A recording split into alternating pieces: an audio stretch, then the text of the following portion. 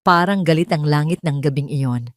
Walang habas ang pagbuhos ng ulan, sinasabayan ng matatalim na kidlat na paminsan-minsan ay nagliliwanag sa madilim na kalangitan ng Metro Manila.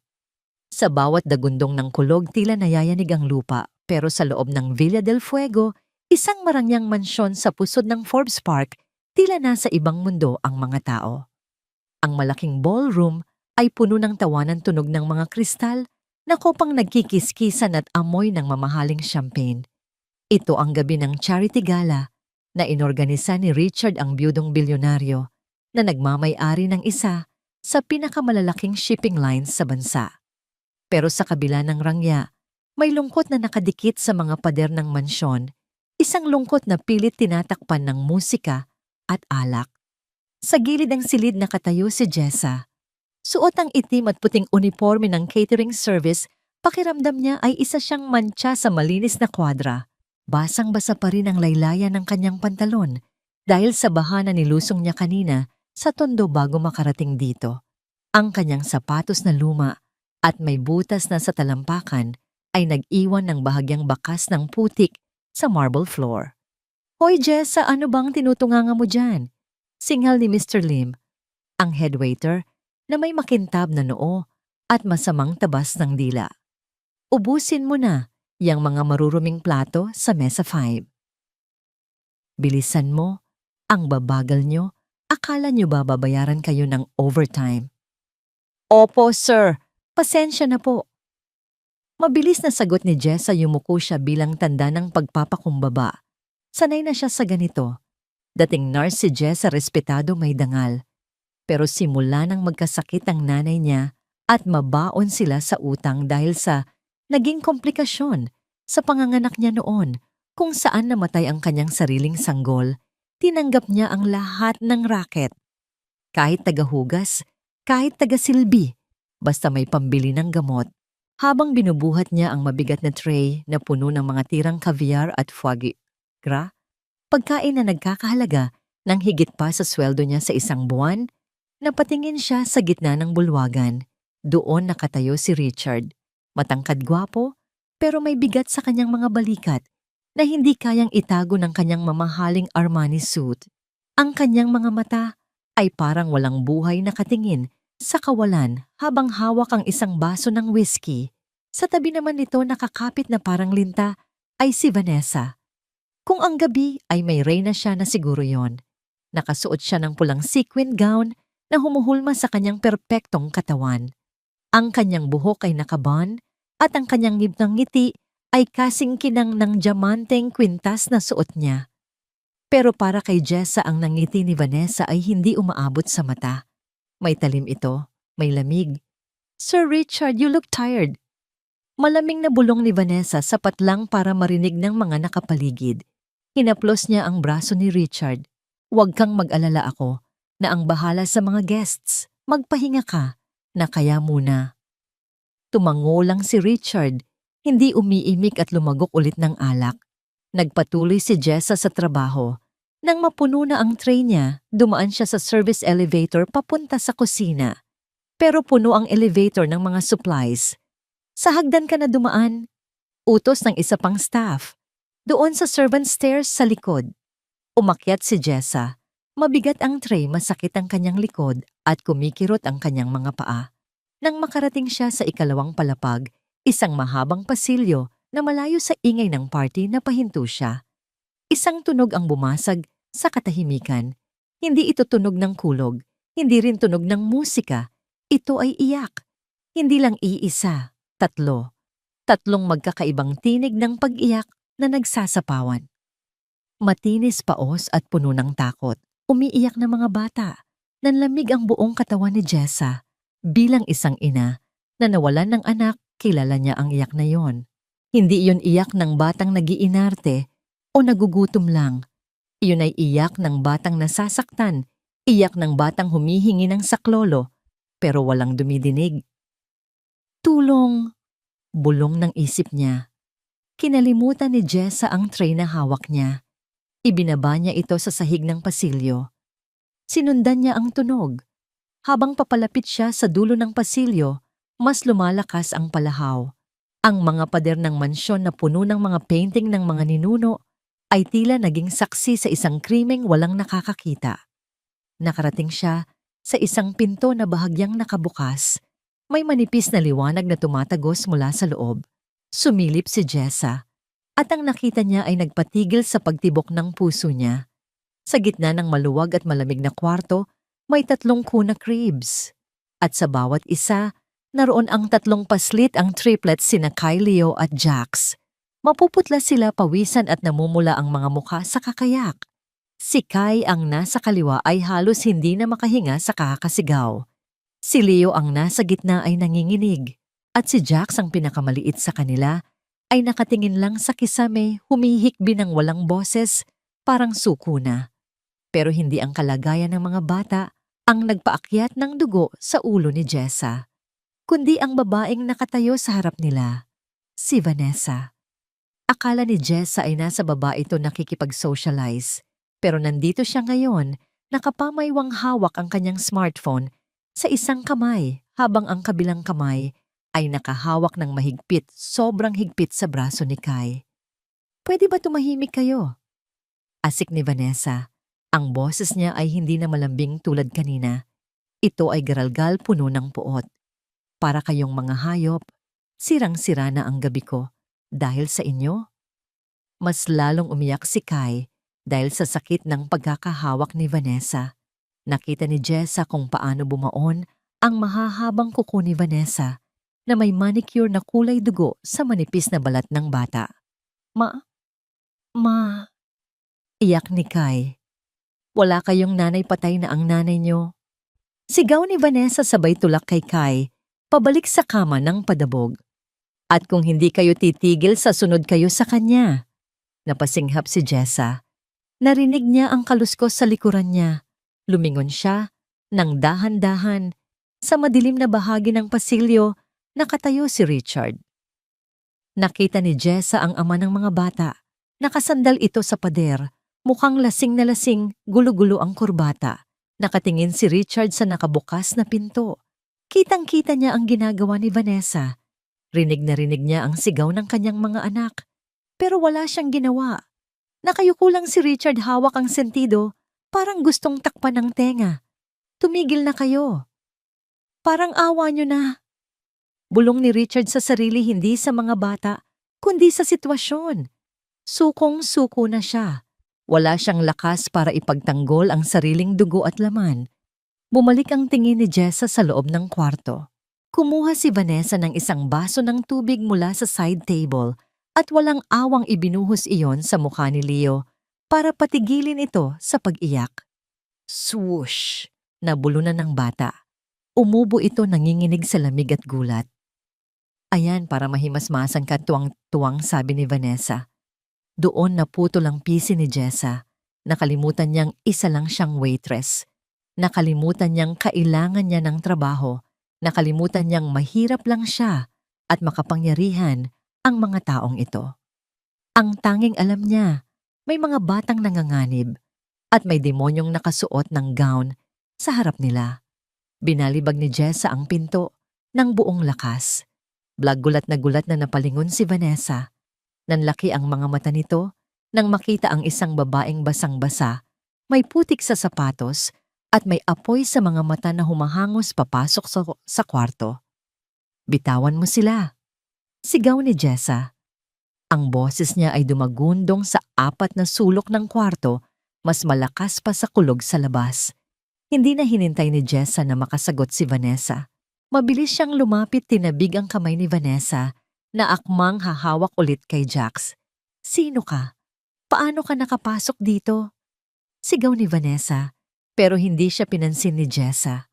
Agad na kinuha ni Jessa ang tuwalya sa rack at binalot ito kay Leo na nanginginig sa basang damit.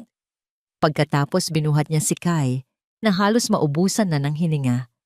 Hinaplos niya ang likod nito marahan, pero mabilis gamit ang teknik na alam niya bilang nurse para pakalmahin ang heart rate ng bata. Tahan na. Andito na ako."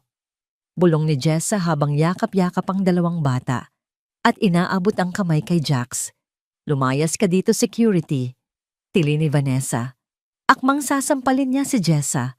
Itinaas niya ang kamay niya handang padapuin ang palad sa mukha ng waitress. Pero sinalag ni Jessa ang kamay ni Vanessa gamit ang kanyang siko habang hawak pa rin ang mga bata. Tumingin siya ng diretso sa mga mata ni Vanessa. Subukan mo, madiing sabi ni Jessa. Subukan mong saktan ako habang hawak ko ang mga anak ng amo mo at sisiguraduhin kong maririnig ng lahat ng bisita sa baba kung anong klaseng hayop ka. Natigilan si Vanessa. Namutla siya sa galit at takot na baka may makarinig. Sa pinto pumasok si Richard. Gumewang-gewang siya pero nakatingin siya kay Jessa sa babaeng hindi niya kilala na ginagawa ang bagay na dapat siya ang gumagawa. Sino to? Tanong ni Richard garalgal ang boses. Hindi sumagot si Jessa. Sa halip sinimulan niyang humuni. Isang lullaby, pamilyar at puno ng pagmamahal. Iyon ang kantang inaawit niya sa anak niyang namatay. Sa ugoy ng duyan, ika'y ingatan. At parang mahika, unti-unting tumahan ang mga bata. Ang hiyaw ay naging hikbi. Ang hikbi ay naging mabibigat na paghinga.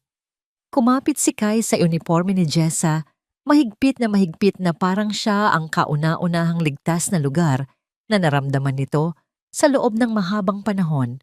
Nakatayo lang si Vanessa at Richard, parehong hindi makapaniwala.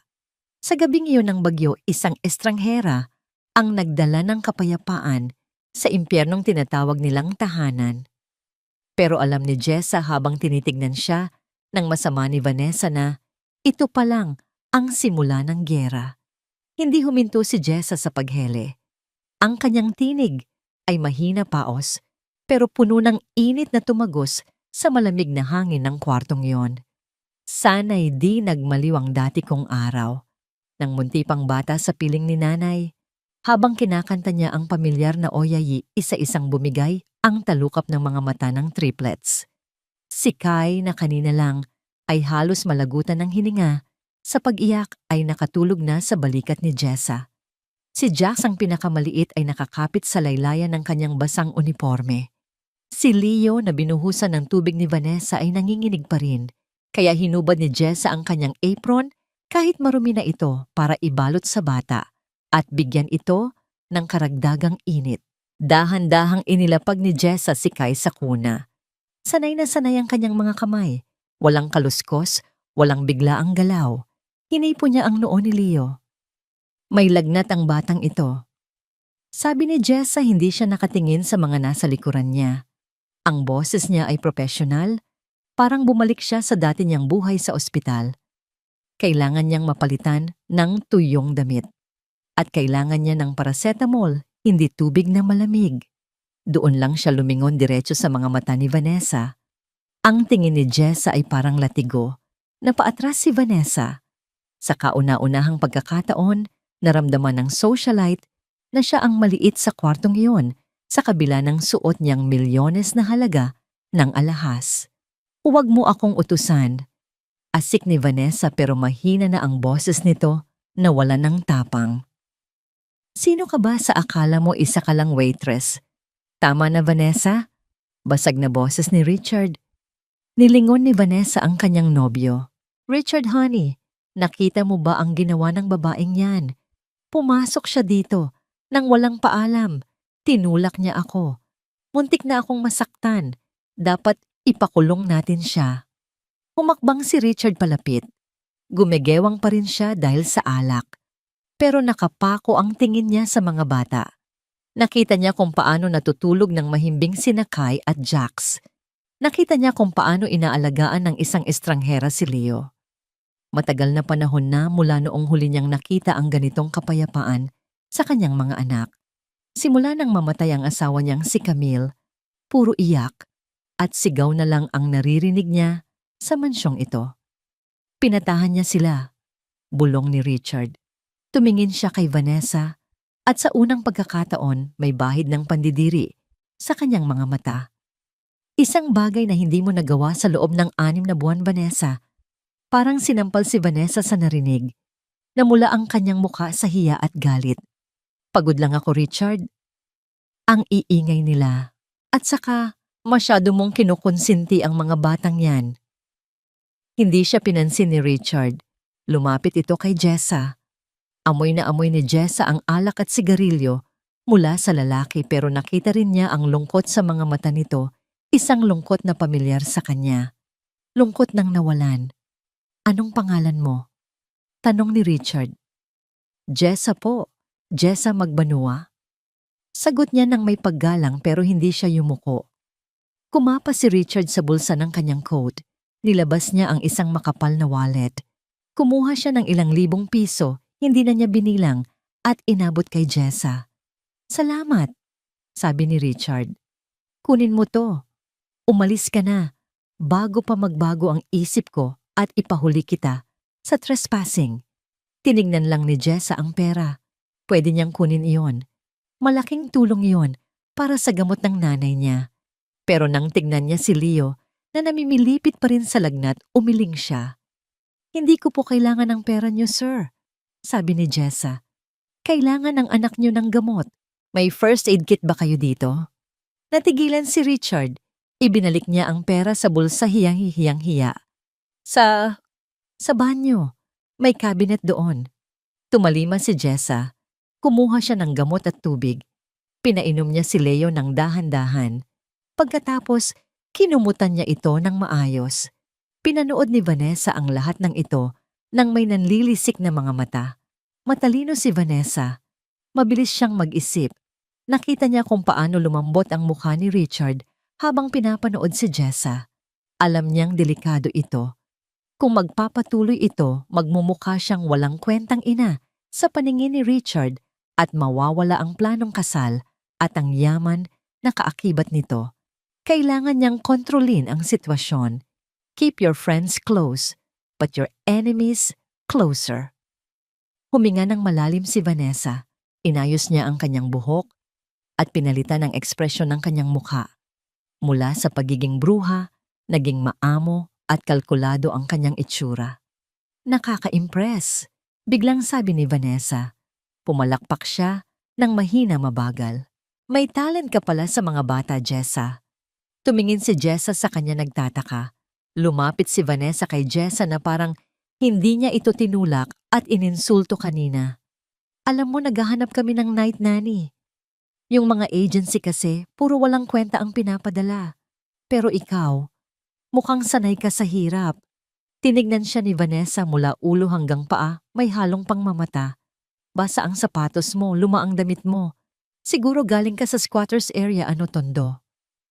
Naguyom ni Jessa ang kanyang palad. Opo ma'am, taga-Tondo ako, pero marangal po ako. Wala akong pakialam kung marangal ka. Ngumisi si Vanessa. Ang tanong ko, kailangan mo ba ng pera?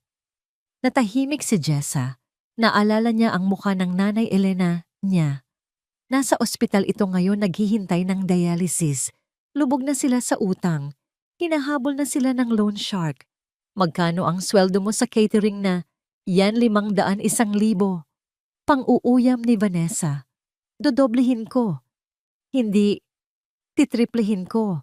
30,000 pesos kada buwan. Night shift lang. Ang trabaho mo lang ay patulugin ang mga batang ito para hindi naiistorbo ang tulog ko at ni Richard. Nanlaki ang mata ni Jessa. 30,000 pesos. Napakalaking halaga noon. Sasapat iyon sa gamot sa pagkain at pambayad sa utang. Vanessa, hindi natin siya kilala.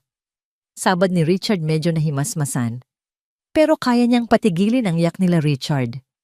Sagot ni Vanessa nagpapanggap na praktikal. Gusto mo bang mapuyat na naman tayo gabi-gabi? Gusto mo bang magmukha tayong pabaya sa harap ng mga bisita kapag narinig nila ang iyak ng mga anak mo? Bumaling si Vanessa kay Jessa. Ang mga mata nito ay nangungusap ng isang babala. Tanggapin mo at hawak kita sa leeg. Ano Jessa, deal or no deal? Kapag tumanggi ka, sisiguraduhin kong wala nang kukuha sa iyong catering service sa buong Maynila. May koneksyon ako. Napalunok si Jessa. Wala siyang takas. Ito ay biyaya at sumpa ng sabay. Kung tatanggapin niya, makakaligtas ang nanay niya.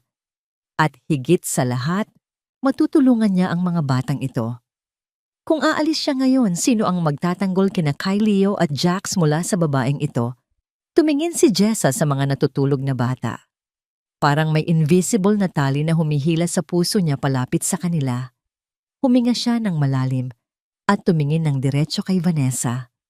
"Tinatanggap ko po, ma'am," sabi ni Jessa. Ngumiti si Vanessa, isang nangiting tagumpay ng isang ahas. "Good decision. Mag-uumpisa ka bukas ng gabi. Sa servants' quarters ka dadaan." At Jessa, lumapit si Vanessa sa kanya at bumulong sapat lang para silang dalawa ang makarinig habang nakatalikod si Richard. Isang maling galaw, isang sumbong kay Richard, at hindi lang trabaho ang mawawala sa'yo. Tandaan mo yan. Tumalikod si Vanessa at hinawakan sa braso si Richard. "Tara na, honey. Balik na tayo sa party. Okay na ang mga bata. May yaya na sila." Nagpahila si Richard, pero bago sila lumabas ng pinto, lumingon siya muli kay Jessa. May gusto siyang sabihin, marahil salamat, pero walang lumabas sa bibig niya. Tuluyan na silang lumabas at isinara ang pinto. Naiwan si Jessa sa gitna ng malawak at tahimik na kwarto. Basang-basa, nanginginig sa lamig, pero may bagong apoy na nag-aalab sa dibdib niya. Hinawakan niya ang kamay ni Leo na natutulog na ng mahimbing. "Huwag kayong mag-alala," bulong ni Jessa sa dilim. "Nandito na si Ate Jessa. Hindi ko hahayaang saktan kayo ng babaeng yon, kahit buhay ko pa ang kapalit." Sa labas, kumulog muli ng malakas, tila nagbabanta sa paparating na unos. Sa loob ng mansyon, kung ang impyerno ay may aircon at gawa sa marmol, ang Villa del Fuego na siguro iyon. Ito ang naisip ni Jessa nang tumapak siya sa loob ng mansyon para sa kanyang unang gabi bilang night nanny. Iba ang pakiramdam ngayon kaysa noong gabing may party. Walang musika, walang tawanan ng mga bisita. Ang tanging naririnig lang ay ang humuhuning tunog ng centralized air conditioning at ang sarili niyang mga yapak sa malawak na pasilyo. Dumaan siya sa service entrance gaya ng utos. Sinalubong siya ni Manang Consuelo, ang head housekeeper, isang matandang babae na may puting buhok na nakapusod ng mahigpit at unipormeng plansado, pero lumana. "Ikaw ba si Jessa?" tanong ni Consuelo. Mababa ang boses nito, parang laging may kinatatakutan na makarinig. "Opo, Nay. Magandang gabi po." Magalang na sagot ni Jessa. Tinitigan siya ni Consuelo. Ang mga mata ng matanda ay pagod, punong-puno ng mga sikretong hindi masabi. Lumapit ito ng bahagya kay Jessa. "Makinig ka, Hija," bulong ni Consuelo habang inaabutan siya ng susi ng nursery. "Gawin mo lang ang trabaho mo. Huwag kang magtatanong, huwag kang mangingialam. At higit sa lahat, huwag mong kakalabanin si Senyorita Vanessa." Kumunot ang noo ni Jessa. "Bakit po? Ano bang meron sa kanya?" Umiling lang si Consuelo at mabilis na tumalikod. "Basta, kung gusto mong tumagal dito, maging pipi ka at bulag. Iyon lang ang paraan para mabuhay sa bahay na to." Naiwan si Jessa na may kaba sa dibdib. Umakyat siya sa ikalawang palapag sa kwarto ng mga bata. Pagbukas niya ng pinto, bumungad sa kanya ang 3 pares ng mata. Gising pa sina Leo at Jax. Nakaupo sila sa kani-kanilang crib, tahimik na naghihintay. Walang laruan sa paligid. Walang makulay na decorations na karaniwang makikita sa kwarto ng mga bata. Puti lang ang pader. Malamig. Walang buhay. Nang makita nila si Jessa, parang nagliwanag ang mga mukha nila. "Ate," sigaw ni Kai, "sabay tayo," at kaway ng maliliit niyang kamay. Napangiti si Jessa na wala ang kaba niya. "Hello, babies! Namiss niyo ba ako?" Nakangiting tanong ni Jessa. Binuksan niya ang kanyang bag at inilabas ang 3 maliliit na stuffed toy na nabili niya sa bangketa, mga mumurahing oso na hindi hamak, na mas pangit kaysa sa mga laruang dapat nilalaro ng mga anak ng bilyonaryo, pero para sa mga bata, ginto ang mga ito. "Para sa inyo ito," sabi ni Jessa. Halos mag-unahan ng 3. Niyakap ni Kai ang brown na oso. Si Jax tumawa habang pinipisi lang tenga ng laruan. Pero si Leo, ang nasa gitna, ay medyo mabagal kumilos. Napansin ni Jessa na parang iniinda ni Leo ang kanyang braso. "Leo baby, bakit?" tanong ni Jessa. Lumapit siya at maingat na binuhat ang bata para palitan ng pajama. Nang hubarin niya ang damit pambahay ni Leo, napasinghap si Jessa. Nanlaki ang kanyang mga mata at naramdaman niya ang pag-akyat ng dugo sa kanyang ulo. Sa maliit na braso ni Leo, may mga pasa. Hindi ito pasa ng nadapa o nabunggo. Kulay ube at itim ang mga marka. At ang hugis ng mga daliri. Bakat na bakat ang hinlalaki at 4 na daliri ng isang taong madiing humawak at pumiga sa braso ng bata. "Diyos ko!" bulong ni Jessa. Nanginginig ang kanyang mga kamay habang hinahaplos ang pasa. "Masakit ba, baby?" Tumangulang si Leo at sumiksik sa leeg ni Jessa. "Bad. Bad po," bulong ng bata. Kumulo ang dugo ni Jessa. Alam na niya kung kaninong gawa ito. Ang mahahabang kuko ni Vanessa noong unang gabi, hindi lang pala yun minsanan. Sinasaktan niya ang mga bata. Hindi na nakapagpigil si Jessa. Ang takot niya kay Manang Consuelo ay napalitan ng galit. Kinuha niya ang baby oil para sana masahihin ang pasa nang biglang bumukas ang pinto. Pumasok si Vanessa. Wala na ang gown. Nakasuot siya ngayon ng silk robe na kulay champagne. Hawak niya ang isang baso ng red wine. Ang amoy ng mamahaling pabango niya ay agad na pumatay sa amoy ng baby powder sa kwarto. "Oh, taas kilay na," sabi ni Vanessa. "Bakit gising pa ang mga yan? Binabayaran kita para patulugin sila, hindi para konsintihin." Hindi sumagot si Jessa agad. Dahan-dahan niyang ibinaba si Leo sa kuna. Humarap siya kay Vanessa, ang mukha niya ay seryoso at matalim. "Ma'am, ano po ito?" tanong ni Jessa sabay turo sa pasa sa braso ni Leo. Uminom muna ng alak si Vanessa bago sumagot. Tinignan niya lang ang braso ng bata na parang tinitignan ang isang mantsa sa sahig. Yan ba lampa kasi ang batang yan. Nadapa sa playroom kanina." Walang ganang sagot ni Vanessa. "Nadapa?" Pag-uulit ni Jessa, tumataas ang boses. "Ma'am, nurse po ako dati. Alam ko ang itsura ng blunt force trauma at grip marks. Bakat ang mga daliri dito. May pumiga sa braso niya." Lumapit si Vanessa. Nawala ang pagkabored sa mukha nito at napalitan ng isang nakakatakot na ngiti. "So anong gusto mong palabasin?" hamon ni Vanessa. "Sinasaktan niyo sila." Diretso at matapang na sabi ni Jessa. "Nakita ko noong party at nakikita ko ngayon ang ebidensya. Sasabihin ko ito kay Sir Richard. Karapatan niyang malaman na ang babaeng papakasalan niya ay nananakit ng mga anak niya." Tumalikod si Jessa, akmang lalabas ng pinto para hanapin si Richard. "Sige," sabi ni Vanessa. Hindi siya gumalaw. Kalmado lang ang boses niya. "Lumabas ka. Magsumbong ka. Tignan natin kung sino ang paniniwalaan ni Richard. Ang fiancé niya na kilala ng buong high society o ang isang maid na galing sa squatter." Huminto si Jessa, hawak ang seradura ng pinto. "At bago ka lumabas," dagdag ni Vanessa, "kamusta nga pala si Nanay Elena mo?" Nanigas si Jessa. Dahan-dahan siyang lumingon. Paano mo kilala ang nanay ko?" Naglakad si Vanessa palapit kay Jessa. Ang tunog ng tsinelas nito sa sahig ay parang tunog ng papalapit na ahas. Jessa Magbanua, dating nurse sa St. Luke's pero natanggal dahil nagnakaw daw ng gamot para sa sariling anak na namatay din naman. Panlilisik ni Vanessa. May utang na 250,000 pesos sa loan shark na si Mang Badong. At ngayon ang nanay mo ay nasa Jose Reyes Hospital, kailangan ng urgent dialysis at heart surgery na nagkakahalaga ng ₱250,000. Nanghina ang tuhod ni Jessa. Alam ni Vanessa ang lahat. Huminto si Vanessa sa tapat mismo ng mukha ni Jessa. Amoy na amoy ni Jessa ang alak sa hininga nito. "Akala mo ba nagpapasok ako ng daga sa bahay ko nang hindi ko inaalam kung saan galing?" bulong ni Vanessa. "Hawak ko ang buhay mo, Jessa.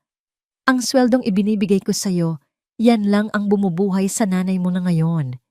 Kapag nawalan ka ng trabaho, mamamatay siya." Tumulo ang luha ni Jessa. Hindi dahil sa takot para sa sarili, kundi sa takot para sa ina. Hinawakan ni Vanessa ang baba ni Jessa at pinilit itong tumingin sa kanya. Kaya makinig ka sa sasabihin ko. Madiing utos ni Vanessa.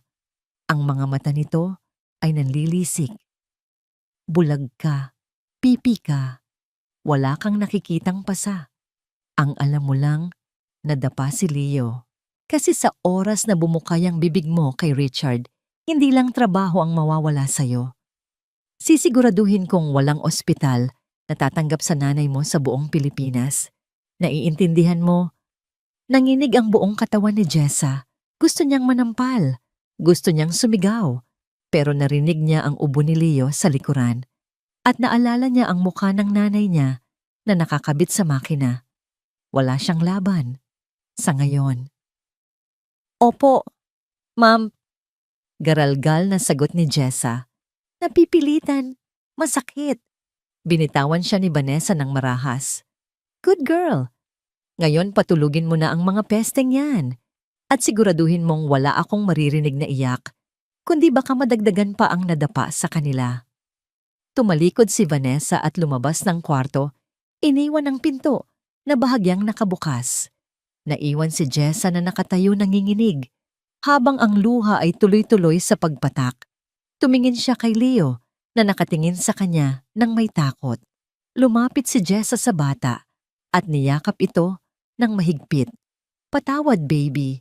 Ikbi ni Jessa. Patawad kung wala akong magawa ngayon. Pero pangako hindi ito matatapos dito. Sa gabing iyon sa loob ng marangyang kulungan na tinatawag na Villa del Fuego, natutunan ni Jessa ang isang mapait na leksyon. Para talunin ang demonyo, kailangan niya munang magpanggap na kakampi nito. Kailangan niyang maging matatag para sa nanay niya. At para sa tatlong batang, wala nang ibang kakampi, kundi siya. May kakaiba sa katahimikan ng gabing iyon. Pagpasok ni Jessa sa nursery, wala siyang narinig na kahit anong ingay. Karaniwan kahit paano, ay may gumagalaw, may umuungol, o may kumakaluskos sa mga kuna.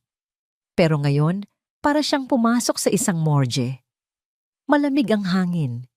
Ang tatlong bata, sina Kyleo at Jax, ay nakahiga ng tuwid na tuwid. Ni hindi sila gumagalaw kahit sa paghinga. Agad na kinabahan si Jessa. Ang nurse instincts niya ay nagising. Mabilis siyang lumapit kay Kai. Hinawakan niya ang pulso nito. Mabagal. Masyadong mabagal ang tibok ng puso. Kay gising yugyog ni Jessa ng mahina. Walang reaksyon. Ang mga talukap ng mata ng bata ay mabigat. Nang piliting imulat ni Jessa ang mata ni Kai, nakita niyang dilated ang mga pupils nito. Ang bata ay parang zombie gising ang diwa, pero tulog ang katawan lasing lutang. Diyos ko, anong ginawa niya sa inyo? Bulong ni Jessa nanginginig ang boses. Hinalughog ni Jessa ang side table kung saan nakalagay ang mga gamit ng mga bata. Lampin powder baby wipes. Wala doon. Binuksan niya ang mga drawer. Doon niya nakita. Sa pinakadulong sulok ng lasi, nakatago sa ilalim ng mga bib, may isang maliit na botelya. Walang etiketa, walang pangalan ng doktor, walang expiration date. Isa lang itong babasaging bote na may dropper puno ng isang malapot at madilaw na likido. Kinuha ito ni Jessa. Inamoy niya. Wala itong amoy, pero alam niyang hindi ito simpleng vitamin syrup. Pumatak siya ng kaunti sa kanyang daliri at tinikman ito. Agad na kumunot ang mukha ni Jessa. Mapait. Sobrang pait na parang metal at chemical na humalo sa dila niya. Naramdaman niya ang bahagyang pamanhid ng kanyang nanguso sa loob lang ng ilang segundo. Nanlaki ang mga mata ni Jessa. Kilala niya ang lasang ito. Na-assign siya noon sa psychiatric ward. Chlorpromazine o baka matapang na antihistamine na hinaluan ng sedative ito ang bitamina na sinasabi ni Vanessa. Nilalason niya ang mga bata gabi-gabi para lang hindi sila umiyak. Ginagawa niyang gulay ang sarili niyang mga stepchildren para hindi siya maabala sa pagtulog o pagpaparty. Gusto niyang ibato ang bote sa pader. Gusto niyang sumigaw. Pero naalala niya ang banta ni Vanessa, ang buhay ng nanay niya. Ibinalik ni Jessa ang bote sa drawer, nanginginig ang mga kamay. Hindi niya pwedeng komprontahin si Vanessa ngayon. Kailangan niya ng plano. Kailangan niyang makuha si Richard sa panig niya. Lumipas ang ilang araw. Sinubukan ni Jessa na diligan o haluan ng tubig ang bote tuwing gabi para humina ang epekto nito nang hindi nahahalata ni Vanessa. Isang hapon, maagang umuwi si Richard. Himala. Karaniwan ay hating gabi na ito, umuuwi lasing at bagsak ang katawan. Pero ngayon, alas 5 pa lang ay naasa bahay na ito. Napadaan si Richard sa tapat ng playroom. Huminto siya dahil may narinig siyang tunog na matagal na niyang hindi naririnig sa loob ng Villa del Fuego. Halakhak. Sumilip si Richard. Sa loob nakaupo si Jessa sa sahig. Gumagawa siya ng puppet show gamit ang mga medyas. "Raur ako si Mr. Dinosaur, kakainin ko ang tiyan ni Jax," sabi ni Jessa gamit ang boses na nakakatawa. Kinikiliti niya si Jax at ang bata, na dating laging takot at tulala, ay humahalakhak ngayon. Si Leo at Kai ay nakapaligid din pumapalakpak at tumatawa. Malinis sila, maaliwalas ang mga muka at hindi mukhang takot. Napangiti si Richard nang hindi niya namamalayan. Ang bigat na laging nakadagan sa dibdib niya mula nang mamatay ang asawa niya ay parang nabawasan kahit paano. Pumasok siya sa kwarto. "Sir Richard," gulat na bati ni Jessa. Agad siyang tumayo at inayos ang sarili. Tumahimik din ang mga bata, tila natakot bigla nang makita ang ama. Nakita ni Richard ang pagbabago ng reaksyon ng mga anak niya. Nasaktan siya. Takot sa kanya ang sarili niyang mga anak. "Huwag kayong matakot." Mabilis na sabi ni Jessa, hinawakan niya si Kai sa balikat. "Mabait si Daddy, di ba Kai? Gusto lang kayong makita ni Daddy."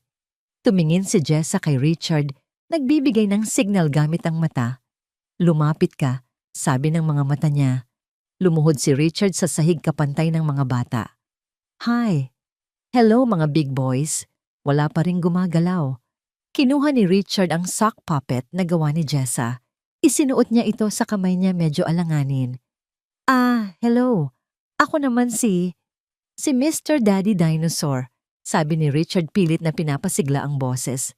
Napatingin si Jax. Pagkatapos dahan-dahang lumapit ang bata kay Richard. Hinawakan ni Jax ang puppet. "Daddy." Bulong ni Jax. Naramdaman ni Richard ang pagtutubig ng mga mata niya. "Oo anak, si Daddy to." Niyakap siya ni Jax. Sumunod si Leo at Kai. Sa unang pagkakataon sa loob ng mahabang panahon, naramdaman ni Richard ang yakap ng kanyang mga anak. Naramdaman niya ang init nila, ang tibok ng puso nila. At sa likod nila nakangiti si Jessa, pinupunasan ang luha sa gilid ng mata. "Salamat, Jessa," bulong ni Richard habang yakap ang mga bata. Tumingin siya sa nani nang may bagong respeto at paghanga. "Hindi ko alam kung anong ginawa mo, pero salamat." "Wala po yun, sir," sagot ni Jessa. "Kailangan lang po nila ng oras at kailangan nilang mailayo sa mga bagay na nakakasama sa kanila." Kumunot ang noo ni Richard. "Anong ibig mong sabihin?" Sasagot na sana si Jessa. Sasabihin na sana niya ang tungkol sa gamot, tungkol sa bitamina.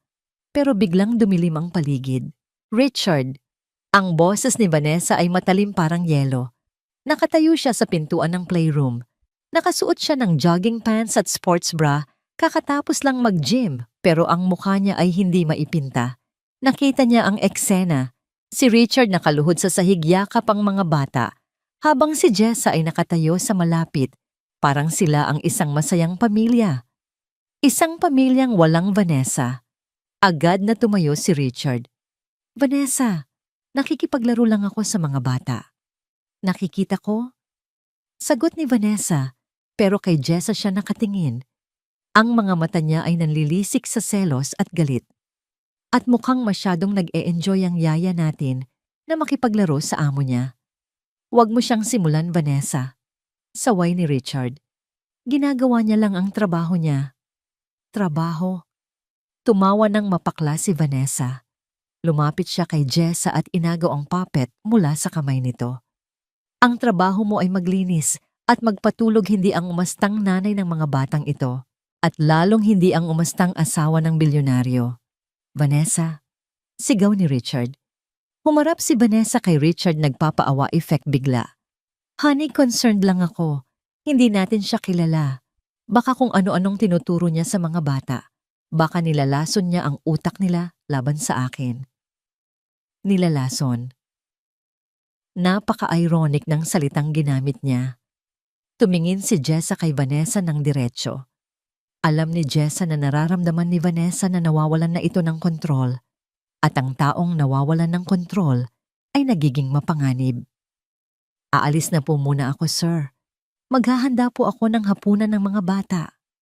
Paalam ni Jessa, ayaw ng patulan ng gulo. Habang palabas siya, narinig niya ang bulong ni Vanessa kay Richard. Masyado kang nagtitiwala, Richard. Bantayan mo ang babaeng yan. May kutob akong hindi maganda. Pumasok si Jessa sa kusina, nanginginig ang kamay. Alam niyang nagdeklara na ng giyera si Vanessa. Ang paglapit ni Richard sa mga bata ay hindi ikinatuwa ni Vanessa. Ito ay itinuring niyang banta. At kapag may banta, ang unang ginagawa ni Vanessa ay inaalis ito. Kinapa ni Jessa ang bulsa ng kanyang apron. Naroon pa rin ang takot, pero mas matimbang na ngayon ang determinasyon. Kailangan niyang madaliin ang pagkuha ng ebidensya. Dahil sa takbo ng mga pangyayari, baka hindi na siya abuti ng susunod na linggo sa bahay na ito. Kung may isang bagay na natutunan si Jessa sa buhay iyon ay ang instinct. Ang pakiramdam na parang may nakatingin sa likod mo o ang bigat ng hangin bago bumuhos ang malakas na ulan. At ngayong gabing ito, mabigat ang hangin sa loob ng Villa del Fuego. 9:00 ng gabi. Nasa kusina si Jessa, nagtitimpla ng gatas para kay Kai. Maingat siya. Ilang beses niyang hinugasan ang bote. Sinigurado niyang bagong bukas ang formula milk. Simula nang matuklasan niya ang bitamina, naging praning na siya. Hindi niya hinahayaang mawala sa paningin niya ang pagkain ng mga bata. Jessa! Napapitlag si Jessa. Sa pintuan ng kusina nakatayo si Vanessa. Nakasuot ito ng puting silk dress. Wala ang mataray na ekspresyon nito. Sa halip nakangiti ito ng tipid. Isang ngiting hindi umabot sa mata. Ma'am, hawak ni Jessa ang bote ng mahigpit. Pakibilisan mo dyan. Sabi ni Vanessa, malumanay ang boses na nakakakilabot. Umiiyak na si Kai sa taas. Ako na ang magdadala ng diapers na pinakuha ni Richard. Sumunod ka na lang. Tumalikod si Vanessa at umalis. Nakahinga ng maluwag si Jessa. Akala niya ay aaway na naman siya. Tinapos niya ang pagtimpla.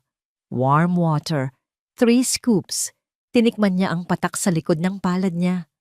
Walang lasa. Ligtas. Umakyat si Jessa sa nursery. Pagpasok niya, naabutan niyang karga-karga ni Vanessa, si Kai. Henehele ito ni Vanessa, isang tanawin na bihira at nakakapagtaka. Oh, nandyan ka na pala, sabi ni Vanessa. Akin na ang gatas. Ako na ang magpapadede. Gusto kong bumawi sa anak ko. Nag-alangan si Jessa. Ma'am, baka pumasanay siya na. Ibigay mo sa akin ang bote, Jessa. Utos ni Vanessa. Matigas na ang boses. Anak ko siya. Karapatan ko yon. Wala nagawa si Jessa. Inabot niya ang bote. Pinanood niya habang pinapasuso ni Vanessa si Kai. Mukhang normal naman ang lahat. Umiinom ang bata. Pagkatapos ng ilang minuto, naubos ang gatas. Ayan, good boy. Sabi ni Vanessa. Inilapag niya si Kai sa kuna. Sige, Jessa. Ikaw na bahala magpa-burp sa kanya. Pupuntahan ko lang si Richard sa library. Lumabas si Vanessa. Lumapit si Jessa kay Kai para buhatin ito at padighayin. Pero pagkahawak niya sa bata, naramdaman niya agad ang init. Kai. Biglang dumilat si Kai. Ang mga mata nito ay kandila na nanginginig at sa isang iglap bumuelo ang bata at sumuka. Hindi lang simpleng lungad, sumuka si Kai ng marami. Bumulwak ang gatas na may halong kulay dilaw mula sa bibig at ilong ng bata. Diyos ko, Kai, sigaw ni Jessa. Pero hindi tumigil doon. Nagsimulang mangisay si Kai.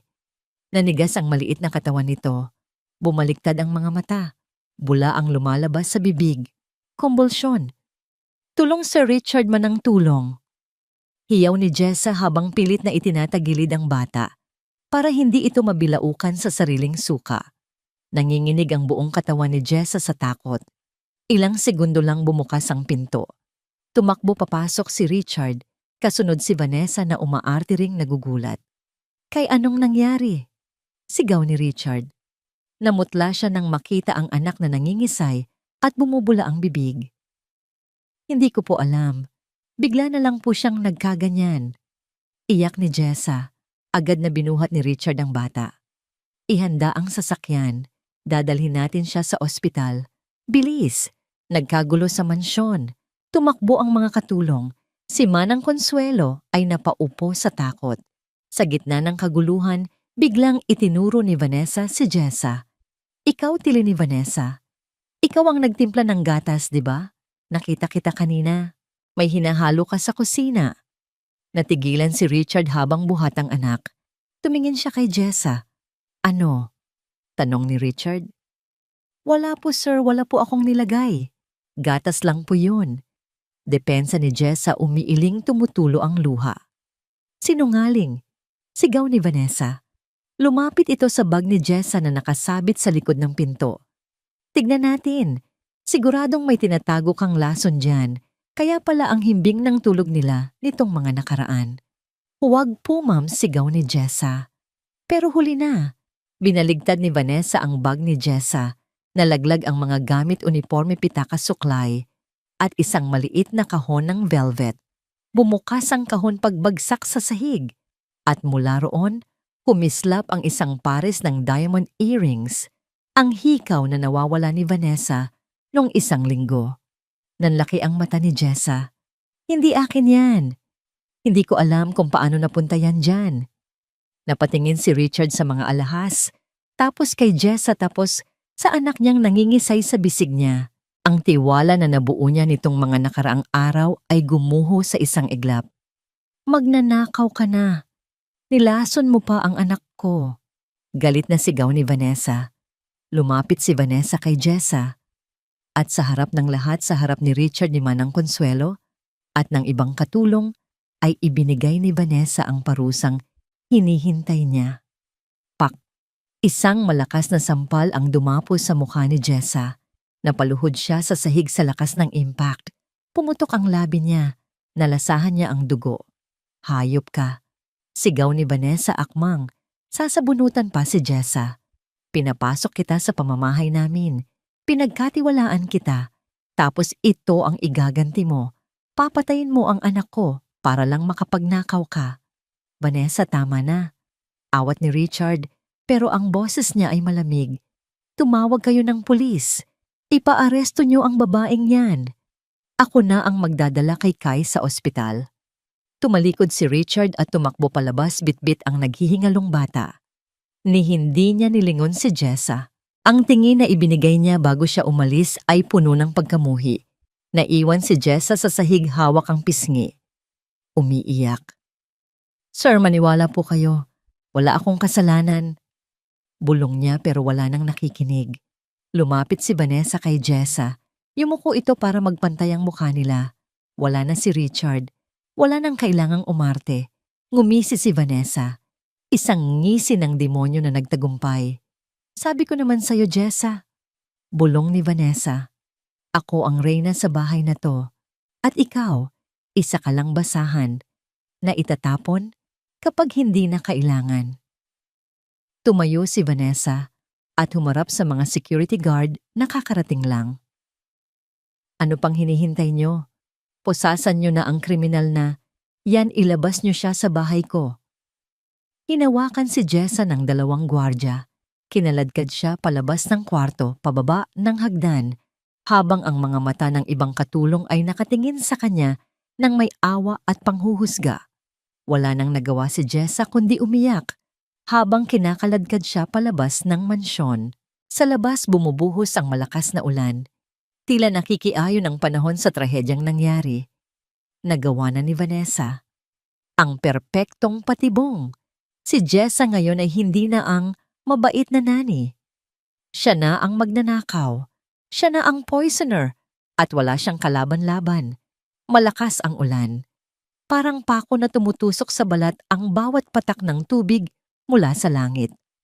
Pero mas masakit ang mahigpit na hawak ng 2 security guard sa magkabilang braso ni Jessa. Bitawan niyo ako, nasasaktan ako. Sigaw ni Jessa habang kinakaladkad siya palabas ng main door ng Villa del Fuego. Tumahimik ka magnanakaw. Singhal ng isang gwardya, sabay tulak sa kanya. Nadapa si Jessa sa basang semento ng driveway. Sumubsob ang mukha niya sa putikan. Ang puting uniforme na inalagaan niya ng maayos ay naging kulay itim dahil sa dumi. Nawala ang isa niyang sapatos habang hinihila siya kanina, kaya ang isa niyang paa ay nakayapak sa magaspang at malamig na semento. Pilit siyang bumangon nanginginig na liligo sa ulan at luha. Sir Richard, hikbi niya nakatingin sa direksyon kung saan humarurot ang sasakyan ni Richard kanina, papuntang ospital. Bumalik po kayo. Pakinggan niyo ako. Pero walang Richard na dumating. Ang dumating ay ang nakakasilaw na ilaw ng police mobile, pula at asul.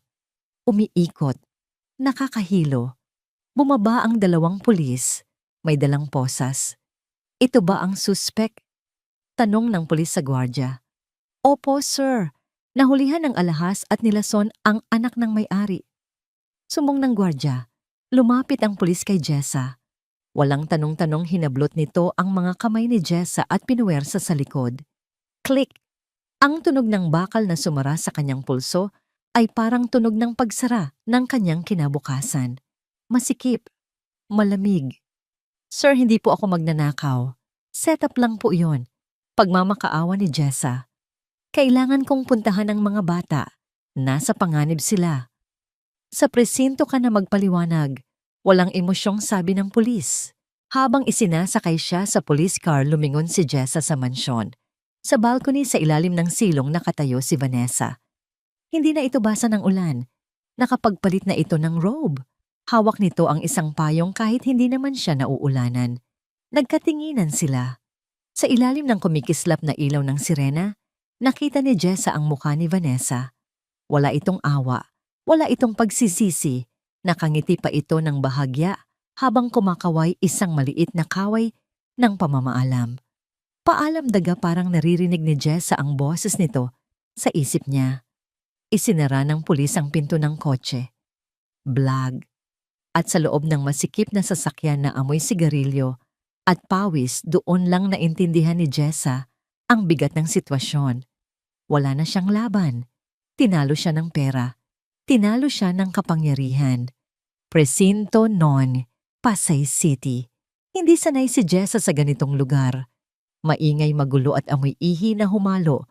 Sa amoy ng lumang file folders, pinaupo siya sa isang silya. Kinunan ng mugshot, Jessa Magbanua. Case number 25819, pagnanakaw at attempted homicide. Iyon ang nakasulat sa papel na hawak ng pulis. Nanginginig ang mga daliri ni Jessa habang nilalagyan ito ng itim na tinta para sa fingerprinting. Ang bawat diin ng daliri niya sa papel ay parang pako na nagbabaon sa kanya sa isang bangungot. Sir, pakinggan niyo naman ako. Hikbi ni Jessa sa investigador na abala sa pagtitext. Kailangan niyo pong ipacheck ang blood work ng bata. May makikita kayong gamot doon. Hindi gatas ang nakalason sa kanya, kundi gamot na pampatulog. Tiningnan lang siya ng investigador ng tamad. Miss, positibo na ang statement ng tatay. Ikaw ang huling nagtimpla, ikaw ang may hawak, at nakuhaan ka ng nakaw na alahas. Huwag ka nang gumawa ng kwento. Sa piskalya ka na magpaliwanag. Pero nasa panganib ang mga bata. Yung babae po si Vanessa, siya ang may gawa. Tumahimik ka na. Sigaw ng pulis. Hinawakan siya sa braso at kinaladkad papunta sa selda. Clang! Ang tunog ng bakal na rehas na isinara at ikinandado ay dumagundong sa puso ni Jessa. Ang selda ay maliit, masikip at madilim. Siksikan doon ang iba pang mga babaeng nahuli, mga sex worker, mga nahulihan ng droga, mga lasing na napaaway. Ang sahig ay semento na amoy ihi at lumang pawis. Walang kama, walang unan. Napaupo si Jessa sa isang sulok yakap, ang kanyang mga tuhod. Baasang-basa pa rin ang damit niya. Nanginginig siya sa lamig ng aircon ng presinto at sa lamig ng takot. Sa labas ng rehas, may maliit na telebisyon na nakasabit sa dingding. Nakatune in ito sa late night news. Breaking news daw, sabi ng news anchor. Napatingin si Jessa. Nanlaki ang mga mata niya nang makita ang mukha ni Richard at Vanessa sa screen. Nasa labas sila ng ospital. Si Richard ay tulala habang si Vanessa ay umiiyak sa harap ng mga reporter, nagpupunas ng luha gamit ang tissue. Isang trahedya po ito para sa pamilya namin. Sabi ni Vanessa sa TV, ang boses ay basag na basag. Tinuring naming kapamilya si Jessa Magbanwa.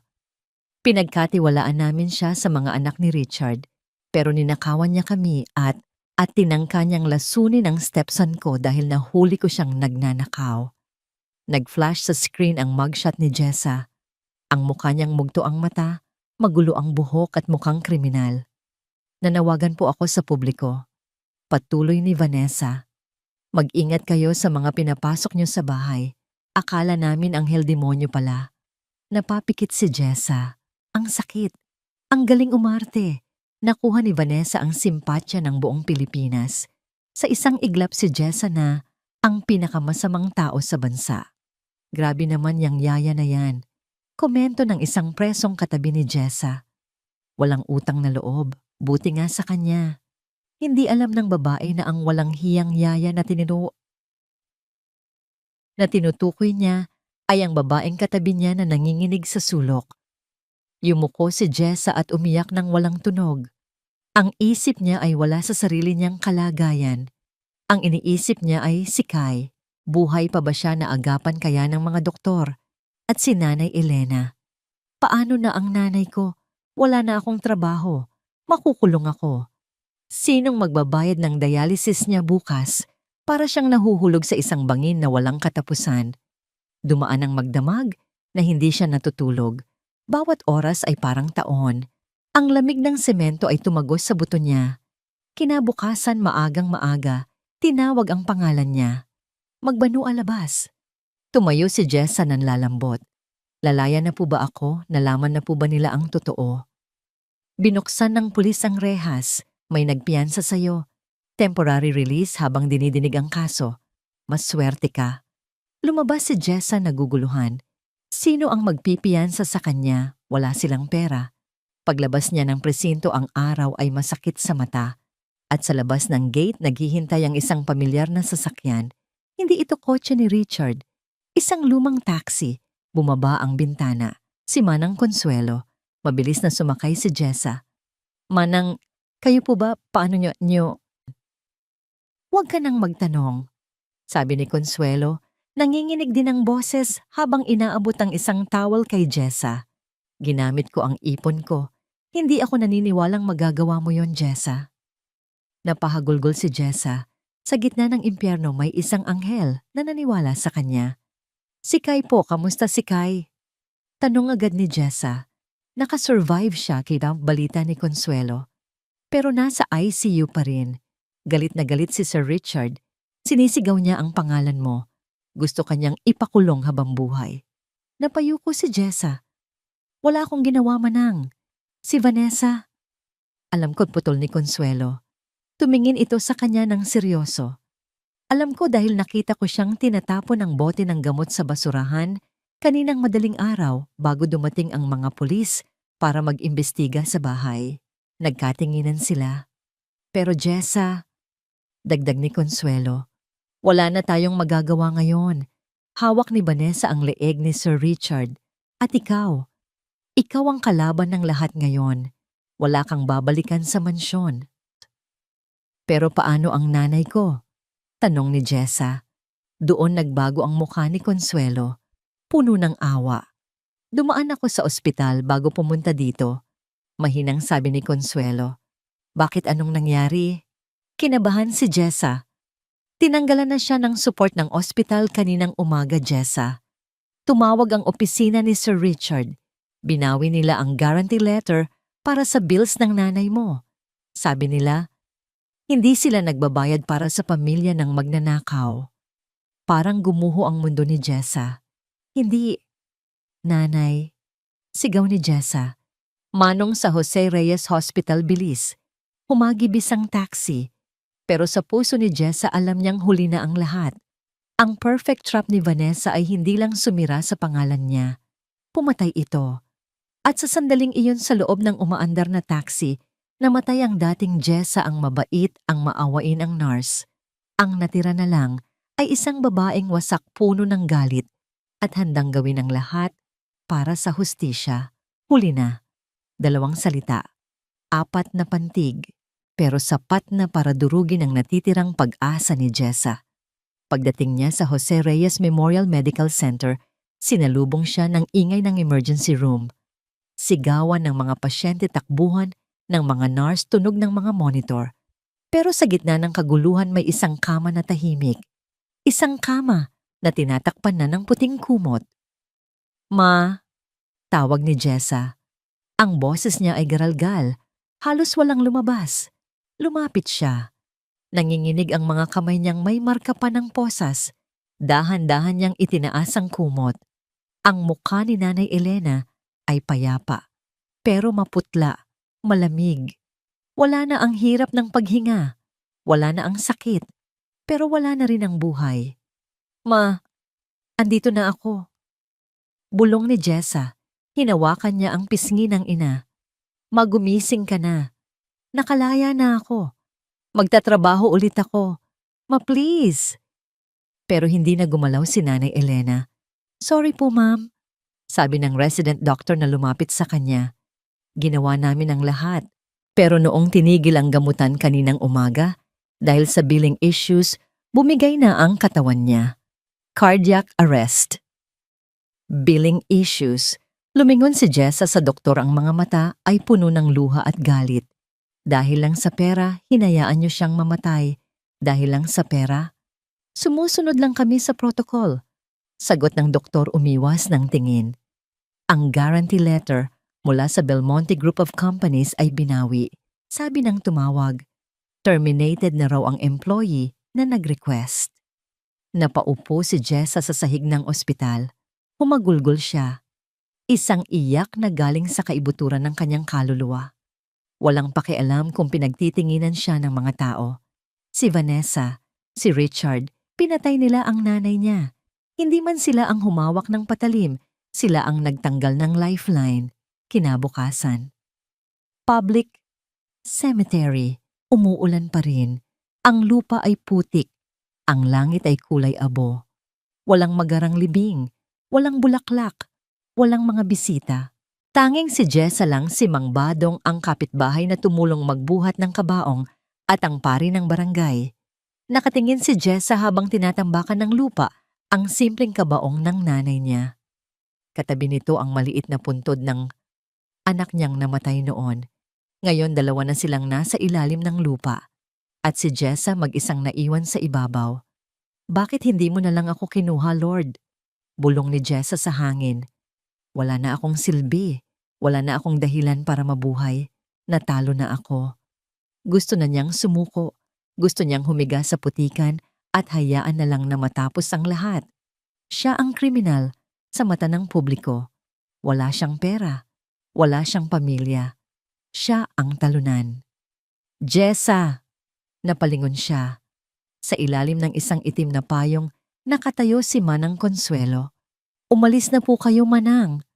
Sabi ni Jessa nang walang gana. Baka makita kayo ng mga espiya ni Vanessa. Mawalan pa kayo ng trabaho. Wala akong pakialam.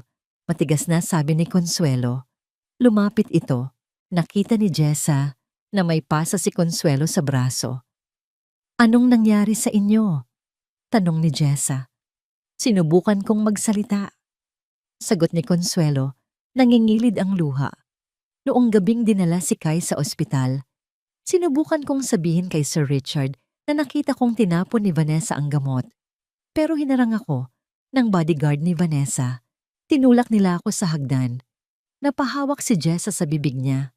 Manang, pero bago nila ako naabutan, binitawan ni Consuelo ang payong. Mula sa bulsa ng kanyang duster, inilabas niya ang isang bagay na nakabalot sa plastic para hindi mabasa. Isang smartphone. Lumabasag ang screen pero gumagana. Ito ang spare phone ko, sabi ni Consuelo. Ilang linggo ko na siyang iniiwan na nakarecord sa ilalim ng teddy bear sa kwarto ng mga bata kapag naglilinis ako. Kutob ko kasi may milagro. Inabot niya ito kay Jessa. Panoorin mo ang huling video, Jessa. Ito ang rason kung bakit kailangan mong lumaban. Kinuha ni Jessa ang cellphone. Nanginginig ang kamay, pinindot niya ang play. Sa malabong video makikita ang nursery room, walang tao. Pagkatapos pumasok si Vanessa, naka-robe. Kitang-kita sa video ang ginawa ni Vanessa. Kumuha ito ng bote ng gamot. Pumatak ng droppers sa gatas ni Kai. Pero hindi lang iyon. May kausap si Vanessa sa telepono. Naka-loudspeaker. Oo, Kevin? Sabi ni Vanessa sa video habang hinahalo ang lason. Huwag kang mag-alala. Konting tiis na lang.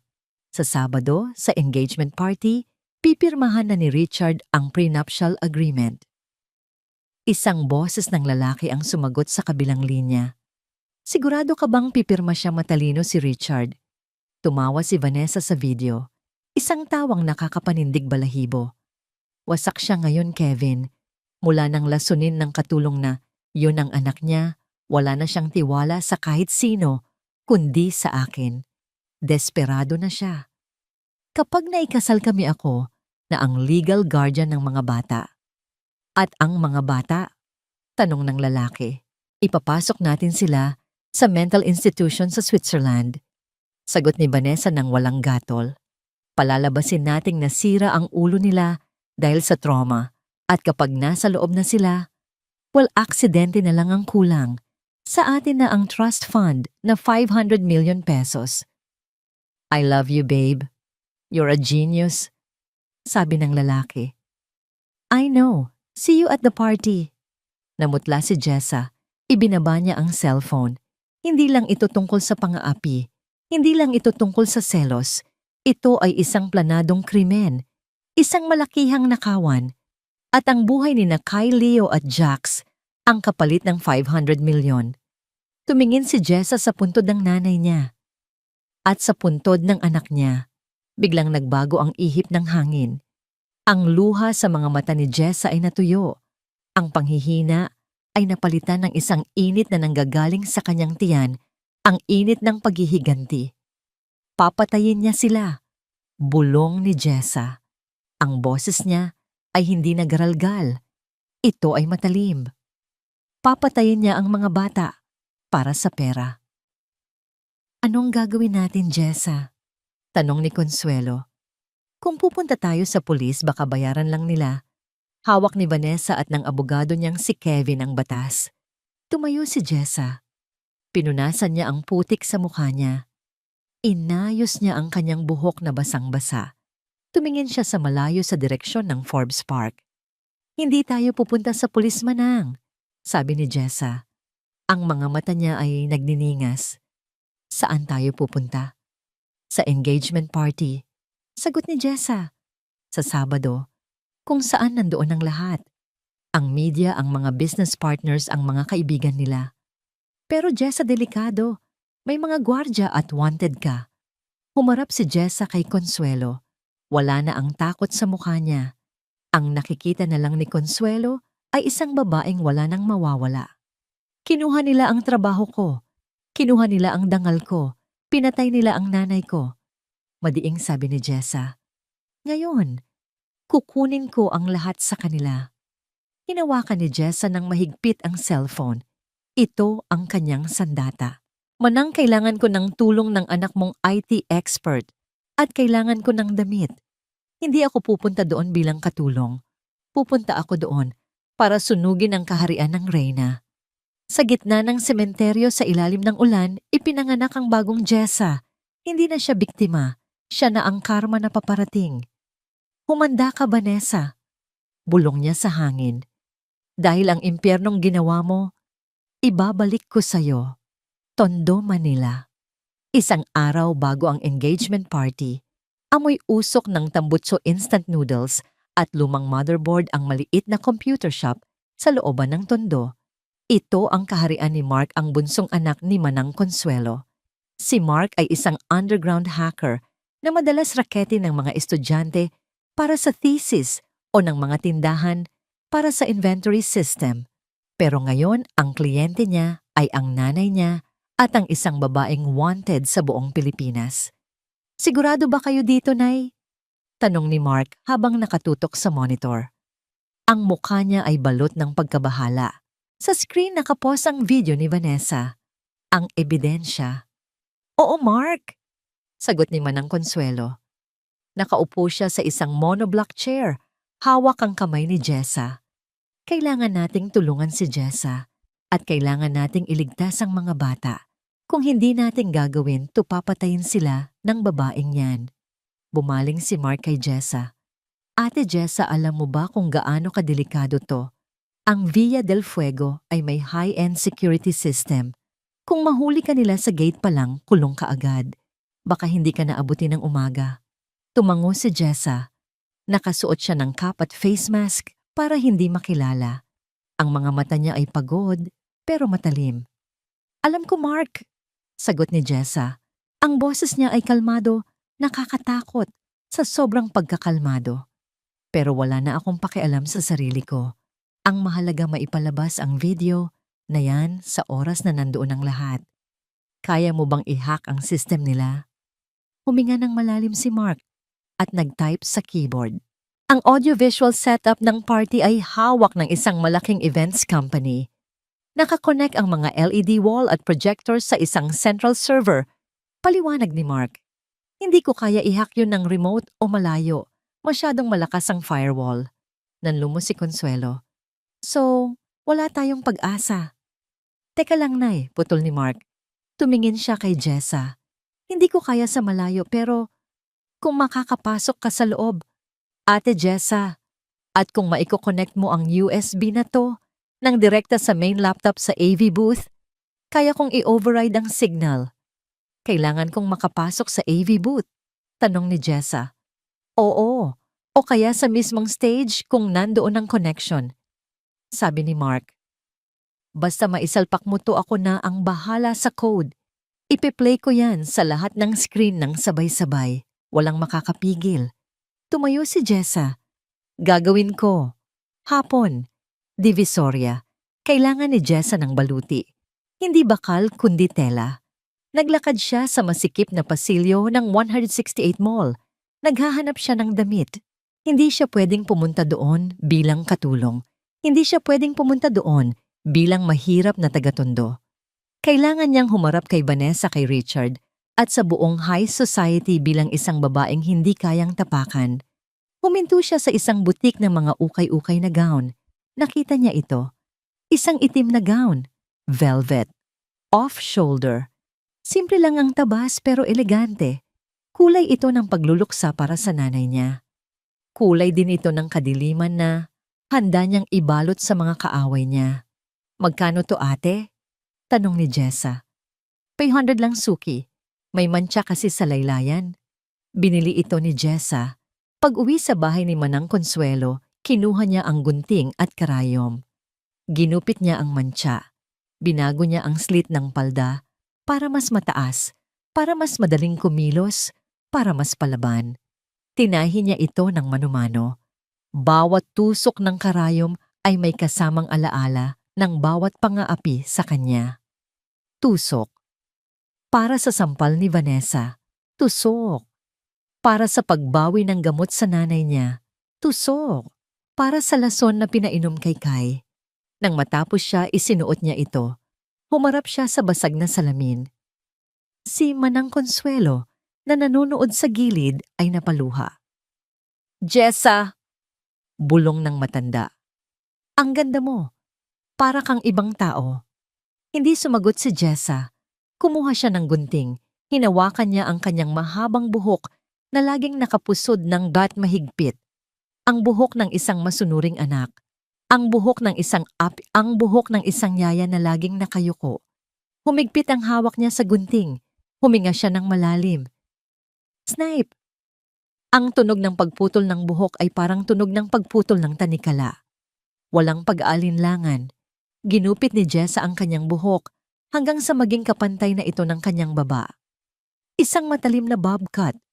Mula sa pagiging maamo ang mukha niya ngayon ay naging matapang.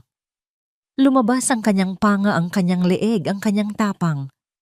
Bumagsak ang mahahabang hibla ng itim na buhok sa sahig na semento. Kasama nitong nalaglag ang takot at ang dating Jessa. Kinuha niya ang lumang makeup kit na bigay ng kapitbahay. Nilagyan niya ng foundation ang mga pasa sa kanyang pisngi, ang marka ng sampal ni Vanessa. Tinakpan niya ang itim sa ilalim ng kanyang mga mata, ang marka ng ilang gabing walang tulog. Inayos niya ang kanyang kilay, mataray matalim. At ang huli, ang labi. Kumuha siya ng lipstick, hindi pink, hindi nude. Pula, kulay dugo, kulay ng apoy, kulay ng giyera. Nang tignan niya ang sarili sa salamin, napasinghap si Manang Consuelo. Ang babaeng nakatitig pabalik sa salamin ay hindi mukhang wanted na kriminal. Hindi siya mukhang mahirap. Mukha siyang isang babaeng may kapangyarihan. Mukha siyang lethal. Ang itim na bestida ay bumagay sa kanyang mapusyaw na balat at maikling buhok. Handa na ako, sabi ni Jessa. Iba na ang boses niya, buo, walang garalgal. Pumasok si Mark mula sa labas, hawak ang isang maliit na bagay. Ate Jessa, sabi ni Mark medyo natulala sa pagbabago ni Jessa. Ito na. Ang USB.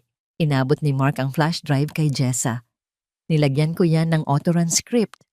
Paliwanag ni Mark seryoso na. Pagkasaksak mo niyan sa laptop ng AV controller, wala nang pipindutin. Kusa niyang i-override ang lahat ng screen sa loob ng 3 segundo. Basta siguraduhin mong nakakabit ito sa main server. Saan ko mahahanap ang main server, tanong ni Jessa.